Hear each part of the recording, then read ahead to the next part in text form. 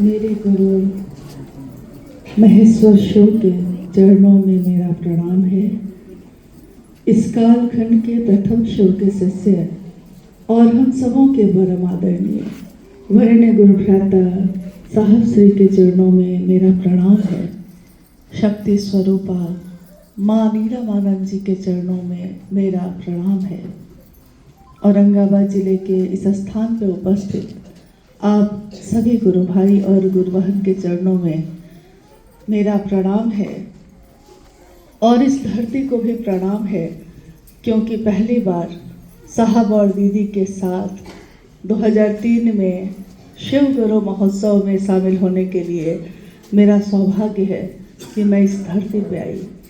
इस धरती के कण कण को प्रणाम है, जहाँ हमारे साहब और दीदी के चरण पड़े और लोगों का सौभाग्य हुआ, परम सौभाग्य हुआ कि उन्होंने सशरीर उनका दर्शन किया है, उनकी बातें सुनी हैं और उनके आवाहन पे कि आइए भगवान शिव को अपना गुरु बनाइए और तीनों सूत्र जो उनके द्वारा निरूपित हैं उस पे अक्षरशः हम उसका पालन कर सके। साहब श्री की इस वाणी को लोगों ने सुना है और सही कहा भैया अर्जितानंद जी ने कि जिसने स्वयं साहब श्री को सुना है, जिसके मन पे खुद उन्हीं का रंग चढ़ा है, उस पे अब किसी और का क्या चढ़ेगा? कोई रंग नहीं चढ़ सकता। ये भी सच्चाई है। आज जो हम आप मिल रहे हैं यहाँ पे, ये बिना आयोजन का आयोजन है, क्योंकि इस तरह का कोई आयोजन पहले से आयोजित नहीं था। लेकिन हम लोगों के इस यात्रा के क्रम में गुरु भाई गुरु बहनों के कुछ निवेदन, कुछ कहने से और हम लोग का भी सौभाग्य है कि कोई मिलना चाहता है, कोई बात करना चाहता है। यहाँ कौन किससे बात करना चाहता है? और इस धरती पे अगर कोई मिलना चाहता है, कोई प्रेम करता है, तो ये महागुरु महादेव की असीम दया है। नहीं तो उनकी दया के बिना तो कोई किसी की तरफ देखता भी नहीं। हम सबका सौभाग्य है। शिव चर्चा हर जगह पे हो रही है। आज से नहीं, जब से साहब श्री ने कमरे से बाहर शिव की चर्चा करनी शुरू की, भले ही उसमें लोगों की संख्या कभी 10-12 रही, कभी 10-20 हजार रही और कभी 10-10 लाख भी रही। संख्या चाहे जो हो, न तो शिव गुरु का स्वरूप बदला, न तो शिव गुरु की बात बदली। जो उन्होंने उस दिन कहा जब वो पहली बार गढ़बरवारी में बैठ के बोल रहे थे, वही उन्होंने सशरीर अंतिम क्षण तक वही बात कही। न बात बदली, न अपना पहनावा बदला, न लोग बदले, न व्यवस्था बदली, न मनसा बदली। और साहब श्री ने कहा कि जल्दी मैं न तो लोग बदलता हूँ, न अपना सामान बदलता हूँ, और महादेव के लिए जो कहा है वो तो कभी भी नहीं बदलता, किसी भी परिस्थिति में नहीं। तो आज की ये जो एक बैठक अपने आप आयोजित हो गई है, उसमें मेरा निवेदन होगा कि अगर आप में से कोई, किसी के मन में कोई बात है, कोई शंका है या कोई जिज्ञासा है, अगर उस पर हम लोग बात करें तो ज़्यादा बेहतर होगा। हालांकि भाई सोमेंद्र जी ने अभी कहा कि साहब के शरीर के शिवलीन होने पे, क्योंकि मन तो उनका हमेशा शिवलीन ही रहा है, शुरू से रहा है। शरीर जब शिवलीन हुआ तो जगह जगह तरह तरह की बातें अचानक से उभरनी शुरू हो गई। जो दबी हुई महत्वाकांक्षा थी, जो दबी हुई चाहत थी, वो लोगों के फूटने लगे। सबको लगा कि ये मेरा इलाका, ये मेरा क्षेत्र, ये मेरा जिला, ये मेरे लोग। लेकिन हम भूल जाते हैं कि किसी व्यक्ति ने, चाहे उसने कभी भी साहब का दर्शन नहीं किया हो, चाहे कभी भी उनकी बात को इन कानों से स्वयं नहीं सुना हो, लेकिन अगर उसने कहा है कि शिव मेरे गुरु हैं, तो वो जिस ऊर्जा से मिला है वो ऊर्जा तो स्वयं उन्हीं की थी, उन्हीं के द्वारा प्रसारित की जा रही थी। तो स्वाभाविक है कि जिस वाक्य में या जिस मंत्र में जो बोलने वाला है वो सिर्फ शब्द नहीं होते, वो सिर्फ वाक्य नहीं होता, उस व्यक्ति का जिसका ये संदेश होता है उसकी ऊर्जा, उसका चैतन्य भी छिपा होता है।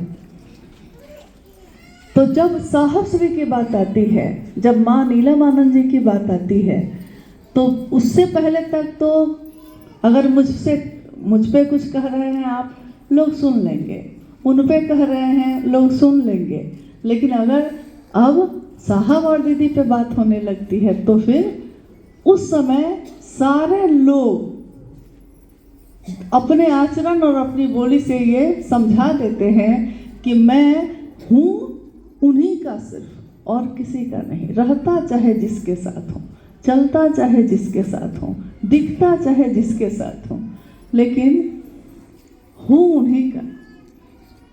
प्रारंभिक समय में जब साहब उस समय मैंने माँ नीलमानंद जी से ये सब वाक़या सुना, जो वो मुझको अभी याद आया।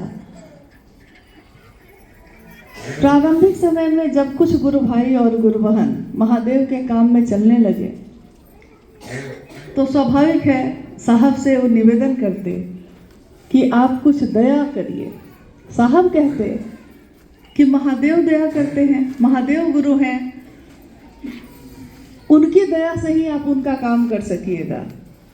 लेकिन एक बार एक गुरु भाई जो पटना के ही थे, उन्होंने एक जिद पकड़ ली, नहीं साहब आप दया करिए, थोड़ी सी दया करिए, हम महादेव का काम कर तो रहे हैं, लोगों का जुड़ाव हो रहा है शिव से, लेकिन हम चाहते हैं कि उसकी गति थोड़ी और बढ़ जाए। तो साहब ने पहले तो यही कहा कि महादेव से मांगो, लेकिन थोड़े जिद पे आ गए वो, तो उन्होंने कहा अगर महादेव नहीं करेंगे तो मैं कर दूंगा। एक दिन उस जिद पे साहब ने कहा कि अच्छा जाओ जाओ, जो तुमने सोचा है वही हो। और जो वो वहाँ से निकले उसके बाद कुछ दिन तक दिखाई नहीं दिए। तो साहब खोजते हैं सबको, उन्होंने खोजा, आजकल वो आ नहीं रहा है। पता चला कि उनको कुछ भी अब दिखाई नहीं दे रहा है। कहते हैं कि सब कुछ धुंध धुंध सा दिखाई देता है, सामने में स्पष्ट कुछ नहीं दिख रहा है, सब कुछ धुंधला धुंधला दिख रहा है, और किसी को कुछ कह रहे हैं, किसी को कुछ कह रहे हैं। साहब ने कहा क्या देखिए ये जिला और नाम भी बता रहे हैं।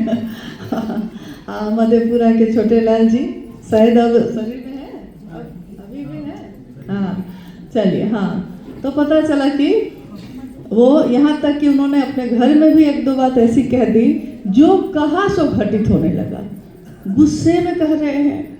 यहाँ तक कि घर में एक अप्रिय घटना तक घट गई, क्योंकि वो अपने होश में ही नहीं रह रहे थे। साहब ने कहा कि जो दिया था सो वापस लेता हूँ, क्योंकि मात्रा कितनी होनी चाहिए ये मुझको मालूम नहीं है। मात्रा, इस घटना से क्या समझते हैं हम? ऐसा वाकया और भी बार हुआ, यानी साहब का प्रेम हर आदमी पचा नहीं पाता है। तो साहब ने जो कहा है उस पे हम जब करते रहते हैं, उनके आदेश पे चलते रहते हैं, सब ठीक रहता है। लेकिन एक अलग से जो चाहत पैदा होती है कि नहीं साहब का थोड़ा ज़्यादा प्रेम भी मिले हमको, तो हर आदमी कोई तो कर मतलब संभाल लेता है, लेकिन हर आदमी नहीं संभाल पाता। एक और घटना बताते हैं, ये घटना क्यों बता रहे हैं इसके बाद बताएंगे। एक घटना और है जो इतने सालों बाद बीच में और कितनी घटना हुई होगी। उपवन जो रांची में है, साहब का शरीर से जो समय अंत का गुजरा उपवन में, तो जब उपवन में सामने की एक जगह खाली थी, साहब ने फ़ोन लगवाया, राजेश जी यहाँ खड़े हैं, कि राजेश फ़ोन करो पूसा में। पूसा मुजफ्फरपुर का एक स्थान है जहाँ पे एग्रीकल्चर का, कृषि विभाग का रिसर्च सेंटर है। तो साहब ने कहा कि वहाँ जो एक गुरु भाई हैं उनको फ़ोन करो और बोलो कि मुझको यहाँ पे खीरा और नेनुआ लगाना है यहाँ पे, लेकिन खीरा लगवाऊंगा। खीरा उनको पसंद रहा तो उन्होंने कहा यहाँ लगवाऊंगा। पूसा से गुरु भाई आए, कृषि वैज्ञानिक को लेकर आए। एक खीरा लगाने के लिए पूसा से एग्रीकल्चर साइंटिस्ट आया और उसके बाद पूरी मुहिम चली कि क्या क्या लगेगा उसमें। खाद डाला गया, जो थर्माकोल का डब्बा होता है वो मंगाया गया और उसमें सारी व्यवस्था करके खीरा का पौधा लगाया गया। खीरा का पौधा जब लग गया तो उसमें बोतल जो पानी में होता है, जैसे आदमी को कैसे पानी चढ़ता है बूंद बूंद, तो वैज्ञानिक तरीका है, किसान जो होंगे उन्होंने देखा होगा कि वैज्ञानिक तरीका है कि बूंद बूंद उसमें से पौधा के मिट्टी में पानी गिरता है। वो सिस्टम भी लगाया गया। जब सब लग गया तो साहब ने कहा कि कितना पैसा लग गया जी? तो इन लोगों ने बताया कि 17,000 लग गए हैं। साहब ने कहा कि अरे एक खीरा में 17,000 लग गया, चलो लगता है खीरा बहुत मिलेगा। इतना समय लगाए, पैसा लगाए और अपना ध्यान, प्रेम भी लगाए। पौधा बढ़ने लगा। रोज साहब के द्वारा चेक होता, पौधा बढ़ रहा है। बढ़ते बढ़ते ऊपर जो छत की रेलिंग है वहां तक पहुंच गया। हरे हरे पत्ते थे उसमें पूरे, लेकिन एक जगह भी खीरा का एक, खीरा जो होता है उसका एक कोपल भी नहीं हुआ। तो साहब ने कहा इतना समय लगा दिया, इतना मेरा पैसा लगा दिया और खीरा एक भी नहीं हो रहा है इसमें। एक दिन उन्होंने समय खूब देते थे आदमी पे भी और जो उनको और चीज मन होता उस पे भी। कुछ महीने के बाद जब नहीं हुआ, 1-2 महीने के बाद तक नहीं हुआ, तब साहब एक दिन बरामदा में बैठे थे उपवन के। उन्होंने कहा कि अगर 2-3 दिन के अंदर में, 3 दिन का समय देता हूँ, 3 दिन के अंदर में अगर इसमें से नहीं हुआ खीरा तो पूरा का पूरा जो भी सिस्टम उसका है उखाड़ के बाहर फेंकाना, हमसे पूछना भी नहीं।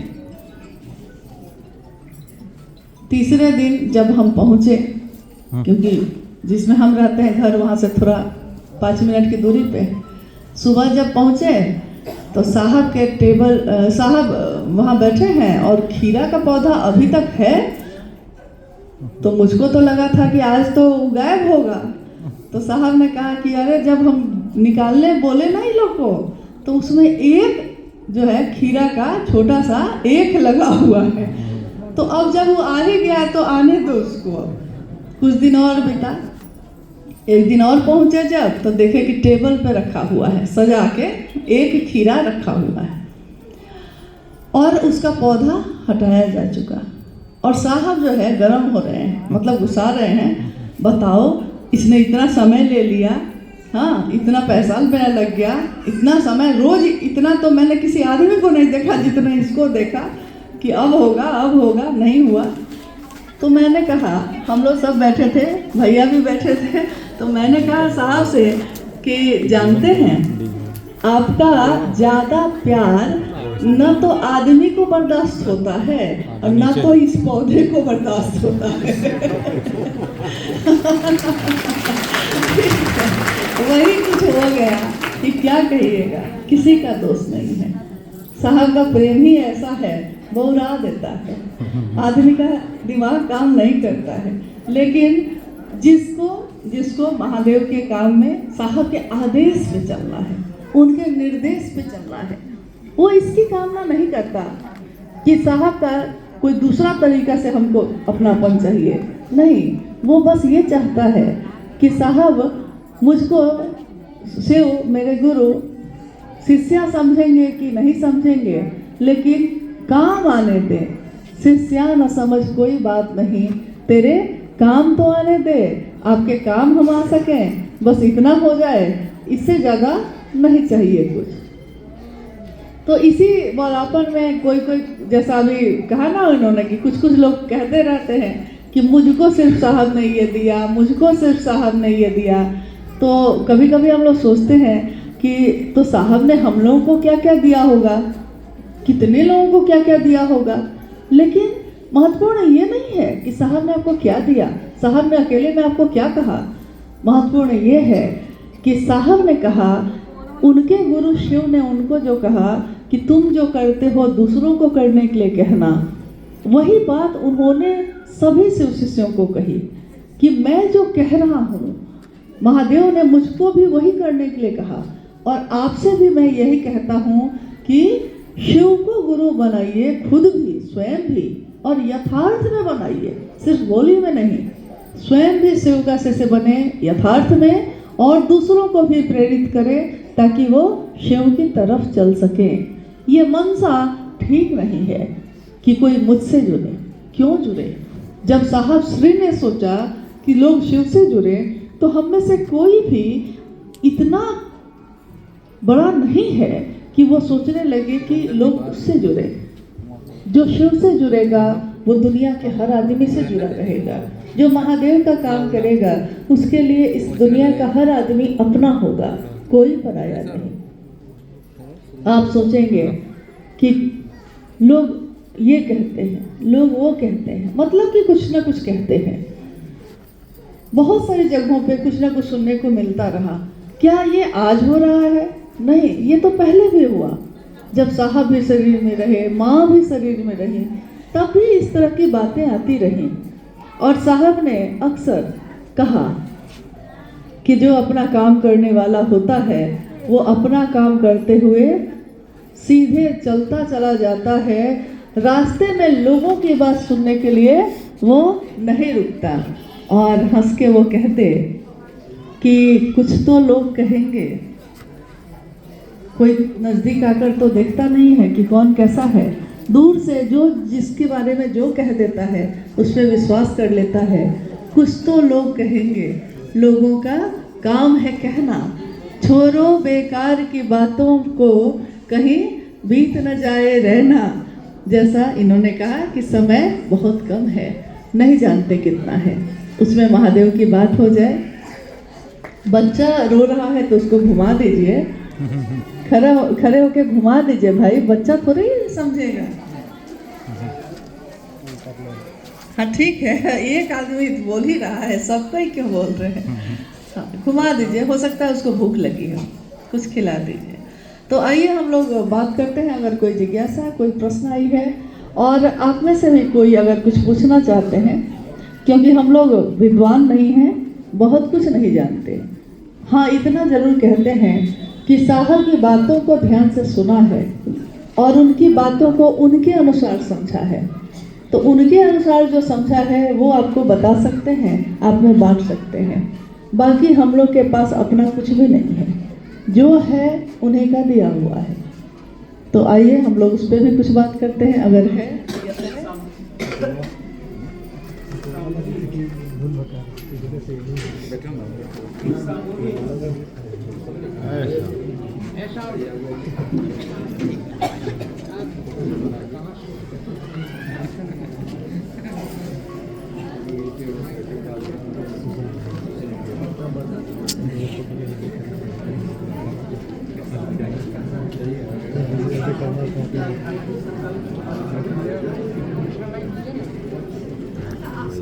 ये भी अच्छा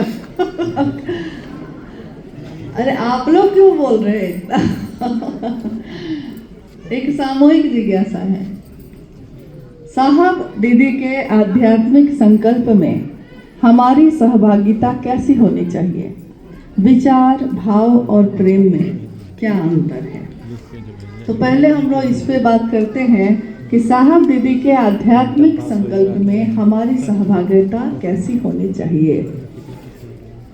इसको थोड़ा समझते हैं, जिज्ञासा को पहले, तभी उसके उत्तर को समझ सकेंगे। साहब दीदी के आध्यात्मिक संकल्प में, ये बहुत महत्वपूर्ण पंक्ति है। लिखने वाले ने क्या सोच के लिखा है मुझको नहीं मालूम, लेकिन ये पंक्ति एक परिधि बनाती है, एक सीमा रेखा बनाती है। और वो सीमा रेखा है कि साहब और दीदी शरीर में इस धरती पे उन्होंने जन्म लिया। 22 मई 1972 को साहब और दीदी मानीलम आनंद जी का विवाह हुआ। फिर उनका जीवन आगे बढ़ा, लौकिक जीवन और पारलौकिक जीवन। देखिए, ये है बहुत महत्वपूर्ण बात, इसलिए मेरा निवेदन है कि आप लोग थोड़ा ध्यान से सुनिएगा, क्योंकि हमेशा हम लोग सीमा का अतिक्रमण करते हैं और जो हमारा विषय नहीं होता हम उस विषय में जाने लगते हैं। इसलिए इसको थोड़ा सुनने और समझने की कोशिश करिएगा। साहब दीदी का आध्यात्मिक संकल्प शब्द यही कह रहा है, और साहब दीदी शरीर में है और एक गृहस्थ कुल भी है उनका इस धरती पे। साहब दीदी और उनके 3 बच्चे, 3 संतान, एक लौकिक गृहस्थ आश्रम भी चल रहा है। साहब डिप्टी कलेक्टर भी हैं। साहब श्री कार्यालय भी जा रहे हैं 10 बजे से 6 बजे तक। कार्यालय में वो शिव चर्चा नहीं कर रहे हैं, कार्यालय में 10 बजे से 6 बजे तक वो अपने कार्यालय का काम कर रहे हैं। यानी कि सरकार के प्रति उनकी जो जवाबदेही है उसका निर्वहन वहाँ कर रहे हैं। और एक तरफ घर में मानीलम आनंद, उनकी पत्नी भी हैं, उनके 3 संतान भी हैं, उनका निर्वहन भी कर रहे हैं। वो क्या खाएंगे, क्या पहनेंगे, क्या पढ़ेंगे, इसकी व्यवस्था भी एक पिता, एक पति बन के ये भी कर रहे हैं। डिप्टी कलेक्टर भी है, एक पति भी है, पिता भी है, और पारलौकिक जीवन भी उनका एक है। साथ साथ जो 12 साल की उम्र में उन्होंने शुरू की बात, शमशान जाना, कब्रिस्तान साधना, वो रास्ता जाकर मूल रास्ते यानी शिव की शिष्यता के पास जाके बाकी सारे रास्ते खत्म हुए और शिव की शिष्यता शुरू हुई सन 1974 में, जब नवंबर माह में उन्होंने शिव को गुरु बनाया। अब उनके जीवन के साथ साथ शिव की शिष्यता की मूल धारा भी चल रही है।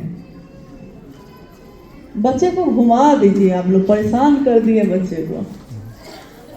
बच्चा रो रहा है लगातार।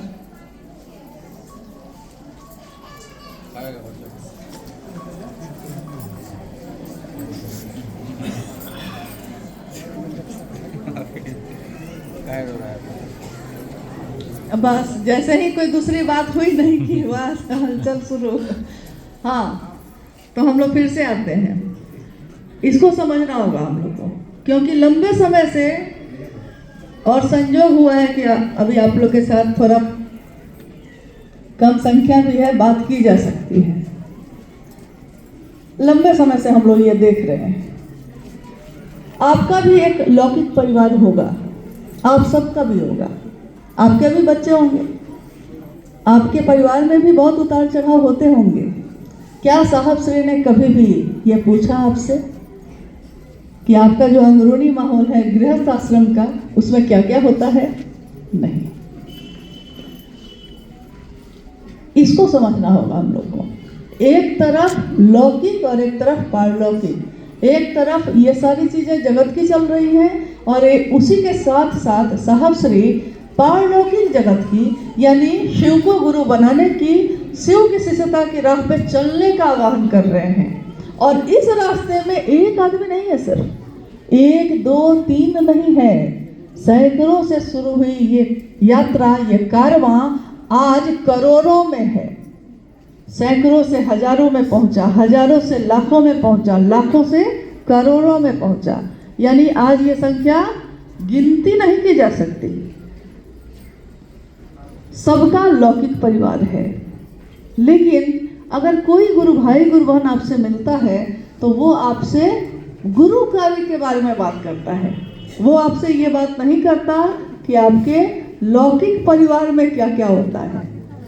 लेकिन एक अजीब सी बात है कि साहब श्री ने असंख्य लोगों को जीवन दिया, गृहस्थ आश्रम में सुख शांति से रहने की व्यवस्था की, अच्छा पहनने लगे लोग, अच्छा जीवन जीने लगे लोग, अच्छा भोजन करने लगे, और ये उनके आशीर्वाद के बिना होना आज तक, पहले भी तो लोग रहे, पहले भी शिव के शिष्य रहे, पहले भी शिव के भक्त रहे, लेकिन हर व्यक्ति तक ये बात पहुंचे, ये बात पहले कभी नहीं रही। अद्भुत है शिव की शिष्यता, अप्रतिम है शिव की शिष्यता, ये बात कभी नहीं रही। उन्होंने आपके इस सीमा के अंदर कभी प्रवेश नहीं किया, ये उनका विषय ही नहीं। आपके लौकिक जीवन में क्या होता है इसकी समीक्षा उन्होंने कभी नहीं की। क्या आपको ये अधिकार है, आपको मतलब हम लोग किसी को भी ये अधिकार है कि हम बैठकर साहब के लौकिक परिवार की समीक्षा करें? ये अधिकार है? क्या ये हमारी सीमा के अंदर आता है? आप लोग से पूछ रहे हैं, क्या आप लोगों की सीमा के अंदर ये है? नहीं ना। जब आप एक गुरु भाई, एक गुरु बहन मिलते हैं, आप सिर्फ गुरु कार्य के बारे में बात करते हैं और आप भी लौट जाते हैं, वो भी लौट जाता है। आपने कैसे सोचा कि आपकी संतान आपके अनुसार चलती है, तो साहब की संतान किसके अनुसार चलती होगी? दूर से बैठकर कुछ देखना, दूर से किसी चीज़ को सुनना, दोनों में बहुत अंतर होता है। और जब नज़दीक जाइए तो वो चीज़ कुछ और ही निकलती है। दूर से अगर सामने बाजार लगा है सब्जी का और आप यहाँ से बैठकर सुनिएगा तो आवाज़ आएगी, हो लगेगा कि बहुत तेज हल्ला हो रहा है। नज़दीक जाइएगा, जैसे जैसे नज़दीक जाइएगा तो आपको लगेगा कि कोई टमाटर खरीद रहा है, कोई आलू खरीद रहा है, कोई बेच रहा है, कोई खरीद रहा है, कोई ऐसे भी जा रहा है। जरूरी नहीं कि हर आदमी खरीदने के लिए वहाँ रुका है, ऐसे भी गुजर रहा है बाजार से, लेकिन सब कुछ न कुछ बोल रहे हैं, इसलिए सामूहिक रूप से वो आवाज़ हल्ले जैसी सुनाई दे रही है। दूर से आप देख रहे हैं तो आप कह रहे हैं कि लगता है कि शायद वहाँ झगड़ा हो रहा होगा, कि लगता है वहाँ कोई हल्ला कर रहा है, लेकिन नज़दीक जाने पे आप देखते हैं कि सब अपने अपने काम में व्यस्त हैं। कोई हल्ला नहीं हो रहा है, कोई झगड़ा नहीं हो रहा है, नहीं। तो ये एक गंभीर विषय है और इस जिज्ञासा में पहली पंक्ति में संयोगवश यही पंक्ति लिखी गई है कि साहब दीदी के आध्यात्मिक संकल्प में हमारी सहभागिता कैसी होनी चाहिए। साहब दीदी का आध्यात्मिक काम क्या है, संकल्प क्या है? साहब दीदी का आध्यात्मिक संकल्प क्या है? शिव चर्चा तो खूब हो रही है गांव गांव में, घर घर में, लेकिन ये भी तो समझना होगा उनका संकल्प आध्यात्मिक जो है, आध्यात्मिक, लौकिक नहीं बात हो रही है यहाँ। तो हम सभी शिव के शिष्य का बिंदु मन का या विचार का या भाव का या मेरे प्रेम का शिव शिष्य होने के नाते क्या होना चाहिए? क्योंकि बिखरी हुई चीजों में कभी आग नहीं लगती। सूरज की किरण है, सूरज निकला है, सूरज से रोशनी है चारों तरफ, लेकिन सूरज की किरणें बिखरी हुई हैं। उस किरणों में आग लगाने की ताकत है, लेकिन वो बिखरी हुई है, यानी हर चीज पे है। जिस दिन उसके सामने एक छोटा सा शीशा, जिसको कहते हैं आतिशी शीशा या मैग्नीफाइंग ग्लास होता है, एक शीशा आपने देखा होगा, किसी को देखने में अगर ज़्यादा दिक्कत होती है तो कभी कभी वो उससे छोटे छोटे अक्षर को देखने के लिए उस शीशा का प्रयोग करते हैं। हमारे बुजुर्ग लोग करते रहे हैं। उस शीशे को अगर एक विशेष एंगल में, विशेष दिशा में सूर्य की किरणों के तरफ मोड़ के रख दिया जाए और उस शीशा के नीचे ये कागज लगा दिया जाए, तो सूर्य की किरणें जो बिखरी हुई हैं वो एक जगह एकत्रित हो जाती हैं और नीचे जो ये कागज रखा है उस कागज में आग लग जाती है। और ऐसे इस कागज को रख दीजिए धूप में, पूरे दिन धूप में रहेगा, आग नहीं लगती। यानी जो बिखरी हुई हमारी मानसिकता है उसको जरा केंद्रित करें हम लोग, लेकिन उसका बिंदु महादेव का शिष्य हम बन सके और दूसरों को प्रेरित करें, ये होना चाहिए। साहब श्री का आध्यात्मिक संकल्प है कि शिव जन जन के गुरु हो जाएं। उनकी चाहत, उनकी मनसा, सब कुछ यही है, उनका पाथेय भी यही है। स्वयं साहब श्री कहते हैं कि मेरा अपने गुरु शिव के सामने, वो अपने बारे में कहते हैं, शिव का सहिंद्रानंद जी अपने बारे में कह रहे हैं कि मेरा अपने गुरु शिव के सामने साष्टांग ये प्रार्थना है। साष्टांग का अर्थ होता है पूरा शरीर समर्पित कर दिया, पूरा मन समर्पित कर दिया है, झुक गए हैं, लेट गए हैं, दया के आश्रय में डूब गए हैं। और साष्टांग ये प्रार्थना है कि हम सबका मन शिव भाव की अतल गहराई, शिव भाव मतलब जैसे लौकिक जीवन में पत्नी का भाव, माँ का भाव, भाई का, बहन का, पिता का भाव, वैसे शिव का शिष्य होकर शिष्य का भाव, और उधर से गुरु का शिव भाव, यानी शिष्य का जो मन है वो शिव भाव की अतल गहराई, एक ऐसी गहराई जिसका नीचे कोई तल नहीं है। मतलब नदी में चले जाइए, रास्ते में नहर था, उसका तल है, कुछ फीट के बाद मिट्टी है ना भाई, जमीन है। गंगा नदी चले जाइए, गहरी नदी है वो, लेकिन उसका भी एक तल है। समंदर इतना बड़ा है, उसका भी एक तल है, लेकिन शिव की दया का कोई तल नहीं है। एक बार जो डूब गए तो मन उसी में डूबा रहता है और अतल गहराइयों में समाहित ही होता रहे। यही मेरा अपने गुरु शिव से मेरी कामना है, मेरी जिजीविषा यानी मेरे जीवन का, मेरे जीने का ये संकल्प है। मेरा पाथेय भी यही है।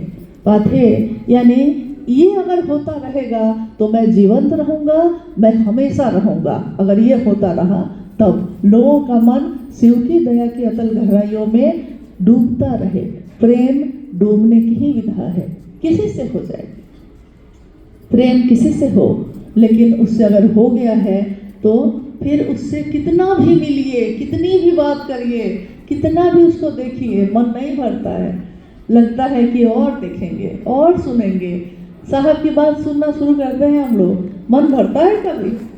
वो कितना भी मिलते, कितना भी आप उनको देख लेते, कभी मन भर सकता था क्या? शिव की दया के आश्रय में शिष्य का मन कितना भी डूबेगा, कितना भी डूबेगा, डूबता ही रहेगा, लेकिन उसका मन कभी इससे भरेगा नहीं, वो शिव भाव में ही डूबा रहेगा। तो उस भाव में हम डूब सके, ये है उनका आध्यात्मिक संकल्प। और इसमें हमारी सहभागिता कैसी होनी चाहिए? हमारी सहभागिता ये होनी चाहिए कि अपनी अपनी गृहस्थी को देखिए, अपने लौकिक जीवन के संतुलन को बनाइए, लेकिन महादेव के काम में, या शिव चर्चा स्थल हो, वो साप्ताहिक चर्चा स्थल हो, एक दिवसीय कार्यक्रम हो, या कोई गुरु भाई गुरुवान किसी के घर जाते हैं, ये स्व अनुशासन हर शिव शिष्यों का होना चाहिए कि हम लोग एक दूसरे के गुरु भाई गुरुवाहन हैं, शिव मेरे गुरु हैं। हम लोग जब भी मिलेंगे अपने गुरु और उसके काम के बारे में बात करेंगे। इसके सिवा कोई दूसरी बात न हमको बोलनी है, न हमको सुननी है और न देखनी है। सुनना भी है तो महादेव की बात, देखना भी है तो अपना गुरु कार्य कैसे बढ़ रहा है ये, और बोलना भी है तो कैसे बढ़ा जा सकता है ये। यही हर शिव शिष्य की सहभागिता। सहभागिता का अर्थ होता है आपका क्या योगदान है इसमें।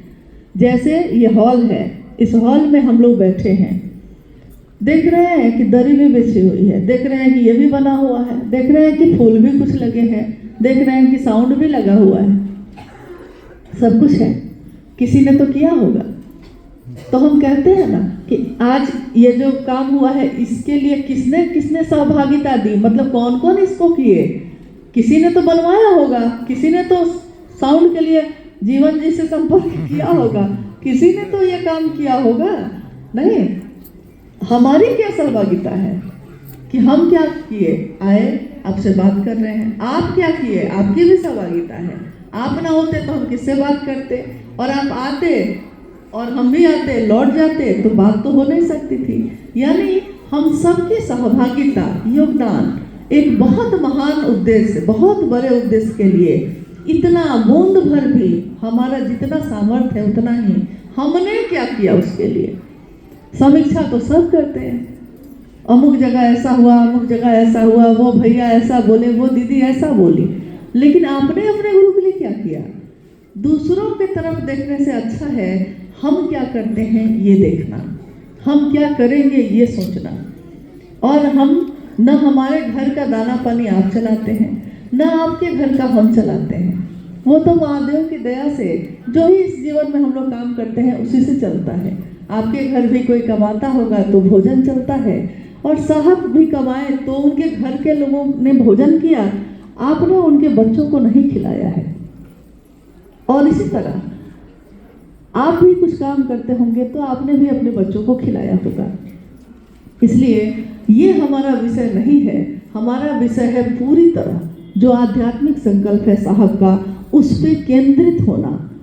क्योंकि जब तक हम केंद्रित ना होंगे, जब तक हमारा पूरा ध्यान इस काम पे नहीं होगा, अभी वही हम लोग पूछ रहे थे कि औरंगाबाद में कितना प्रखंड है, तो पता चला 11।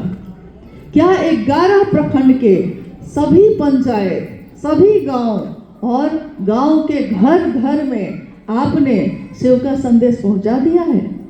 क्या लोग शिव के से हो गए? क्या हमारा काम खत्म हो गया? काम खत्म हो गया है तब तो आराम किया जा सकता है, तब तो बैठ के दूसरा किसी का शिकायत और किसी का बड़ाई किया जा सकता है, लेकिन काम अभी बाकी है दोस्तों। काम बहुत बाकी है और हम लोग जो है अपने जीवन का अमूल्य बेशकीमती समय व्यर्थ की बातों में बिता रहे हैं। इन बातों से हमको कुछ नहीं मिलना है। आप बताइए आपका मन किस दिन खुश होता है और किस दिन दुखी होता है? आप ही का तो मन है। जिस दिन आपने सिर्फ महादेव के लिए महादेव का काम किया होगा, घर लौटे होंगे, तो पूरा दिन हो सकता है घर में कोई लड़ाई करने लगा तब भी आपने उसका जवाब नहीं दिया। कोई आपसे कुछ कहने लगा कि इतना घंटा कहाँ रह गए, कहाँ रह गए, कोई जवाब आपने नहीं दिया, मुस्कुरा दिए, हंस दिए। क्यों? मन आनंदित है, मेरे गुरु के लिए मैंने किया है, मेरा मन आनंदित है। तो बाहरी चीज़ों का दुख जो है आता तो है, टकरा के फिर वापस चला जाता है, लेकिन मन में वो प्रवेश नहीं करता। किसी दिन आपने ऐसा किया है कि आप गए थे तो महादेव का काम करने, लेकिन बैठकर आपने किसी के बारे में ऐसी शिकायत की बैठ के कि लौटे भी हैं तो दुखी किसका मन हुआ है?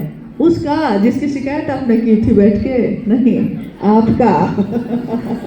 आपका ही हुआ है। तो नुकसान अपना ही करते हैं हम लोग ये करके। हाँ, तो ऐसा नहीं करना है, अपना मूल काम करना है। और मेरा निवेदन है कि भैया अच्युतानंद जी ने कहा कि हाँ, हम लोग जरूर मैदान में मिले।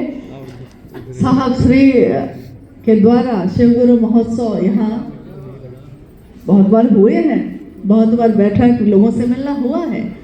आज से विशेषता और बड़ी हुई है, लेकिन महोत्सव या कोई कार्यक्रम तब किया जाता है जब हम लोग उसमें कुछ काम कर लें। सिर्फ समय देकर भीड़ इकट्ठी करना साहब का मकसद नहीं है। मकसद ये है कि ये आग हर दिल में जलनी चाहिए, और दिल में आग तभी जलेगी जब हमारा पूरा ध्यान अपने गुरु के काम में लगा होगा। तो हमारे पास बहुत काम है। 11 प्रखंड के गांव-गांव में, घर घर में ऐसा शिव का संदेश पहुंचे कि साहब और दीदी का इस धरती पे आना सार्थक हो। दुनिया कहे कि शिव से सीता देखनी है तो आपके जिला में आना चाहिए। ये आचरण से भी दिखना चाहिए, बोली से भी दिखना चाहिए, और किसी और का सम्मान करिए। उसकी बड़ाई करिएगा तो क्या बिगड़ जाएगा? किसी की कर दीजिए। बड़ाई करने से इतना होता है कि क्या बताएं आपको। जैसे आपने देखा होगा कि हम ही में से बहुत सारे लोग होते हैं, अगर मान लीजिए किसी के बारे में कुछ गलत या शिकायत निकल गई, बैठे ही हैं, बातचीत हो रही है, इंसान ही तो है हम लोग, तो किसी के बारे में कोई बात निकल गई, आप देखिएगा कि ऐसी ऐसी बात लोग बताने लगेंगे जो आपने पहले नहीं सुनी होगी। मतलब बढ़ा चढ़ा के शिकायत पे शिकायत आने लगेगी। लेकिन अगर किसी की बड़ाई कर दीजिए तो उसका दिल एकदम सिकुड़ जाता है। बड़ाई करने में बड़ा नहीं होता है, लेकिन शिकायत करने के लिए बहुत बड़ा हो जाता है। इसलिए इन बातों में कुछ न रखा है, इस बात में हमको पढ़ना ही न है। न शिकायत न बड़ाई, न मान न अपमान। मान लेंगे तब ना अपमान दीजिएगा। मान लेने कौन आया है? कोई नहीं। और हमेशा अपने साहब और दीदी के संकल्प पे विश्वास करिए, उसमें अपनी सहभागिता दीजिए जो आप दे सकते हैं। नहीं दे सकते हैं तो घर में आराम से रहिए, अच्छा से भोजन करिए, खाइए पीजिए, हंसिए बोलिए। लेकिन अगर महादेव के नाम पे निकलते हैं घर से तो उस समय सोच के निकलिएगा कि ना किसी के बारे में बात करेंगे, ना किसी का बात सुनेंगे, हम सिर्फ अपने गुरु का काम करके लौटेंगे। अगर यहाँ उपस्थित हम सभी लोगों ने भी, इतने लोगों ने भी ये सोच लिया तो अगले 6 महीने के अंदर में यही औरंगाबाद फिर हम लोग एक बार आएंगे आप लोग से इसी तरह मिलने, और तब पूछेंगे कि आपने क्या किया, और तब उसकी सुंदरता देखकर तब हम लोग मोहित होंगे, और तब हम लोग को लगेगा कि अब काम किया है तो अब महादेव का महोत्सव किया जाए। काम करने के बाद अभी कोई महोत्सव नहीं, जब तक काम ना होगा कोई महोत्सव नहीं। काम होगा तो महोत्सव भी होगा। इसके लिए बैठक कीजिए, बात कीजिए, एक दूसरे की मदद लीजिए। हाँ, आप लोग बहुत देर से बैठे हैं और हम लोग भी अब निकलेंगे।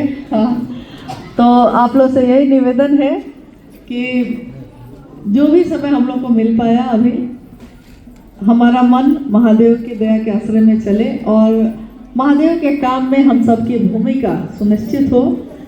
कभी ये मत सोचिएगा कि हमको क्या आता है क्या नहीं आता है। आगे बढ़िए, हर व्यक्ति का आगे बढ़ना जरूरी है, क्योंकि एक साथ एक व्यक्ति अगर चलेगा भी तो सारा काम नहीं कर सकेगा। आप लोग थोड़ा शांत हो जाइए, धीरे धीरे निकलना है पहले, लेकिन निकलना है, लेकिन शुरुआत हमसे करिएगा, हमको पहले निकलने दीजिए। उसके बाद आप लोग धीरे धीरे धीरे धीरे निकलिएगा। तो आप सभी के चरणों में प्रणाम है। मेरा सौभाग्य है कि आप लोगों के दर्शन हुए और आप लोग से बात हुई।